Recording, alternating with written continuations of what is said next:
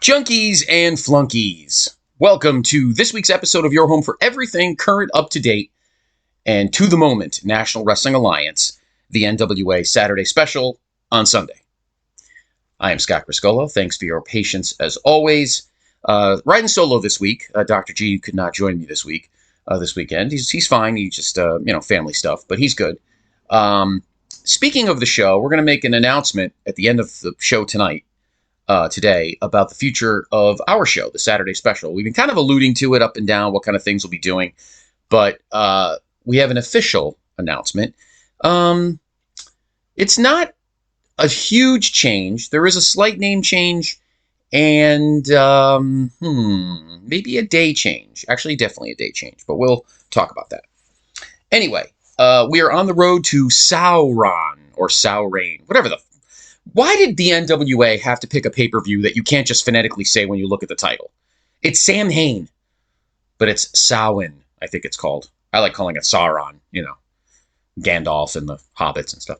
Anyway, that pay-per-view, of course, taking place Saturday, October 28th in Cleveland. We've already got 3 title matches set for the show. I got to admit, I'm already enjoying the fact that the NWA is starting to kind of level itself out. I feel like Billy kind of lost himself in the dark a little bit the last year and a half, but I feel like with the new look of Powerrr and kind of obviously getting rid of Tyrus helped, and having a solid world's heavyweight champion, and now we've got a good number one contender, and I think the company's kind of leveling out a little bit, and I think we're going to start to get a boost again. I don't know if we'll ever see the 2018, 2019. I'd like to, and it's entirely possible, but we'll have to wait and see. Any event, let's get a look at this past week's episode of Powerrr. There were 4 matches and some stuff in the middle. The opening match was actually a number one contenders match. Of course, for those that, I guess we could say that the statute of limitations on spoilers has passed, but of course, we have a new NWA World Women's Champion. It is, of course, Kenzie Page, who stunned Camille on night 2 of NWA 75. I think Camille needed a break. Dr. G and I talked about this on the reaction special. Camille has worked her ass off the last 2 years, and I'm looking forward to where she is in the upcoming PWI Women's 150. Last year, she was in the upper 20s, or low 20s, I guess you could say. She was 20, I think she was 23. Which was up 15 spots from the year before. So I'm hoping she's in at least the top 20. I think she should be in the top 15. Just my opinion.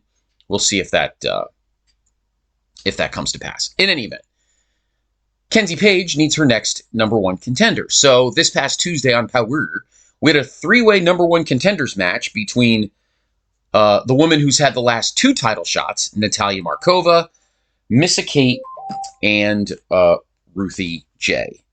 I don't know. I thought maybe this was the chance that Natalia Markova would probably get the big title shot and maybe win it after going 0 for 2 against Camille. And the two of them put on a banger of a match on night 1 of NWA 75. But alas, big upset in my opinion. We do not have Natalia Markova as the number one contender. It's Ruthie J, who out of nowhere won the match over Missa Kate and Natalia Markova. Missa Kate, incidentally, is now solo because, for those that don't know, Maddie Rankowski actually had a tryout earlier this week at the WWE Performance Center. So I think she might be gone from NWA, and that's probably why they lost the women's tag titles to Pretty Empowered. So, Missa Kate is now solo, and she was in that title match, but she did not win the number one contender spot. It is Ruthie J's. So at Sauron, or Sam Hain, whatever you want to call it, it'll be Kenzie Page and Ruthie J for the World Women's Championship. That is one of 3 title matches that has been officially booked for the pay-per-view. In other title matches, Zion defeated Boz. Tom Latimer, who is your number one contender for the World's Heavyweight title, and of course will face EC3 at Sauron. He defeated Rush Freeman in 1:57. That was kind of ugly. I was hoping for a better match out of that. And then in the main event, kind of a mild upset, Magic Inc. defeated La Rebellion in 724. Of course, La Rebellion no longer the tag team champions. They are now the world tag team champions. Those belts now belong to Blunt Force Trauma. So now, is La Rebellion on a slide, or maybe are they leaving? Are they leaving the NWA and maybe going back to Mexico? I'm not quite sure, to be quite honest with you. But they have lost their last few matches. I mean, they did beat what is it, the Brothers of Funstruction or whatever. But Magic Inc. won in what I consider a mild upset. So Magic Inc. defeated La Rebellion in the main event of NWA Powerrr. So with that, and there were some interviews in between and such. After the show, later on in the week, it was announced a third title match was set for Sauron. I don't know what the fuck to call it. I call it Sam Hain, but whatever. Colby Corino will be defending the Junior Heavyweight Championship against Joe Alonzo. Now, the interesting thing here is both these guys are managed by Jamie Stanley. But guess what? Jamie Stanley also got a tryout earlier this past week at the WWE Performance Center. So maybe he's gone. I don't know. So there is officially 3 matches set for the pay-per-view. EC3 will defend the world's heavyweight title against Tom Latimer. Kenzie Page will defend the world women's title against Ruthie J. And Colby Corino will defend the world junior heavyweight title against Joe Alonzo. So obviously there'll be plenty more matches announced. We'll need obviously both sets of title matches. There's currently a tournament to determine who the new television champion is because, of course, Tom Latimer cashed in the Lucky 7. So we need a new television champion. I'm almost certain that Throwbilly Silas will defend the National Heavyweight Championship. Speaking of Throwbilly Silas, I think there was let me check. I am pretty sure there was a interview with the Southern Six. There was, and I gotta be honest with you, I am digging those guys. Their promos are funny. Alex Taylor, Kerry Morton, who I think is a better heel, and he's kind of a good smartass.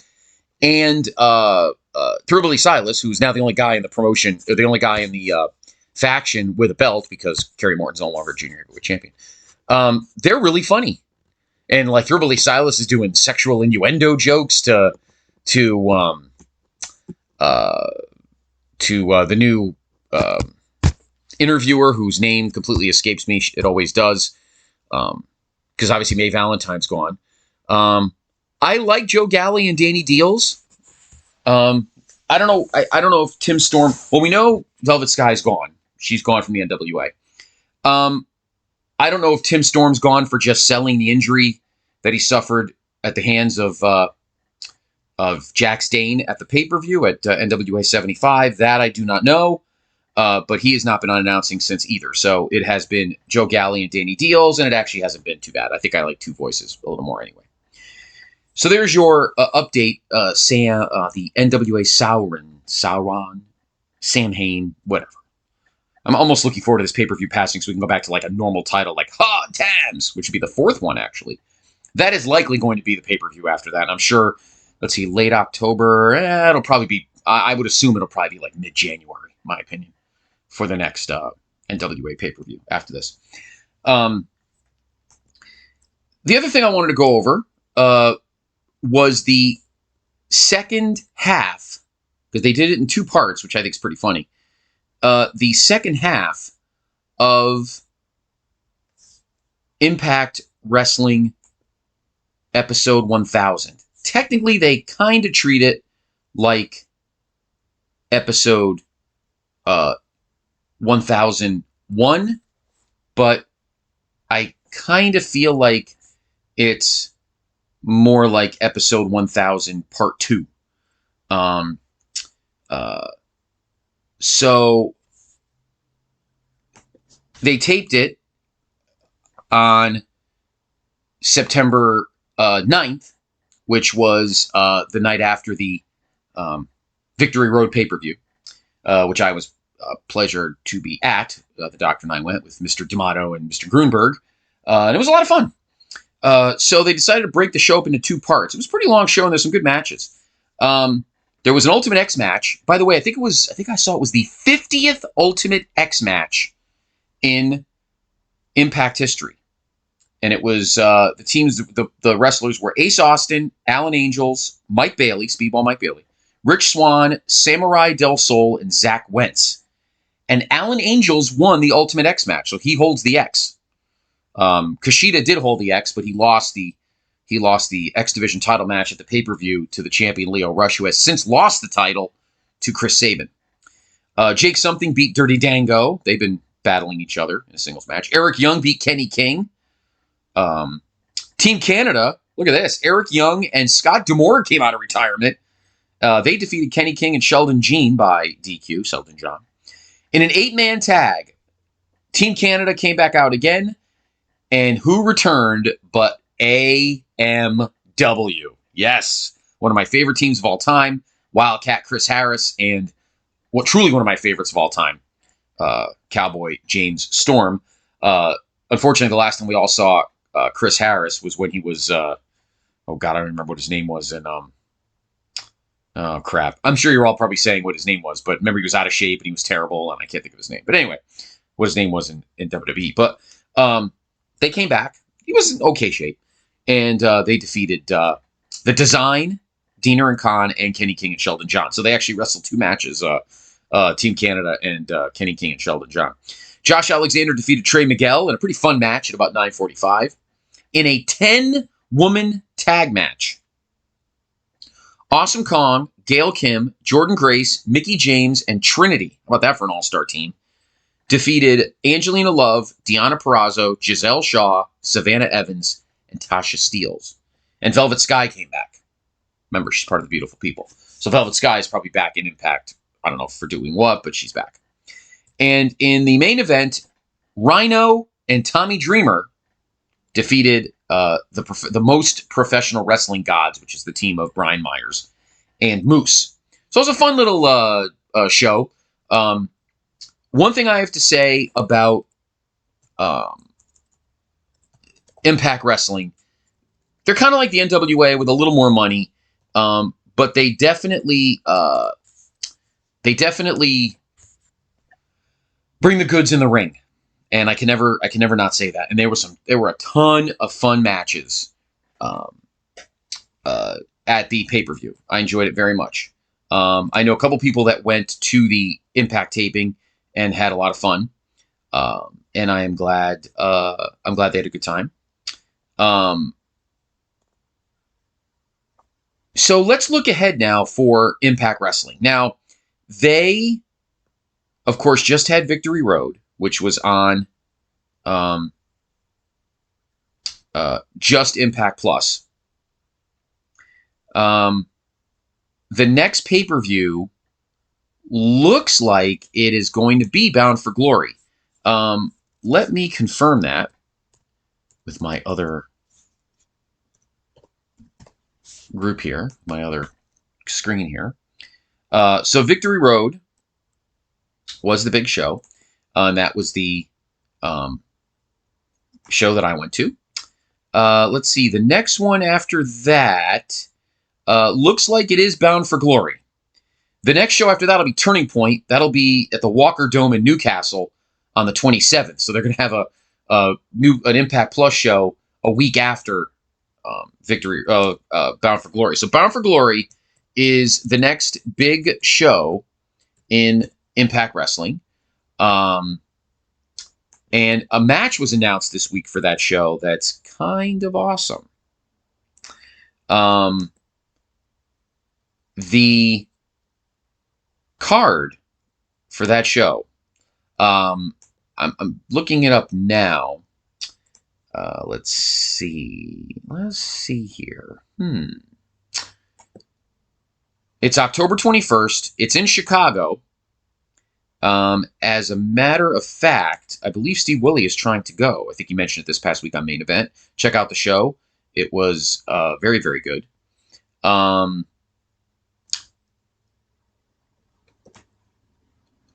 let's see. It's the 21st. I know at least one match was announced. I'm trying to see. I don't want to talk out of turn.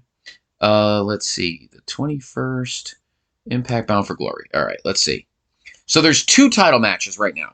Both are 2 matches. Both are awesome.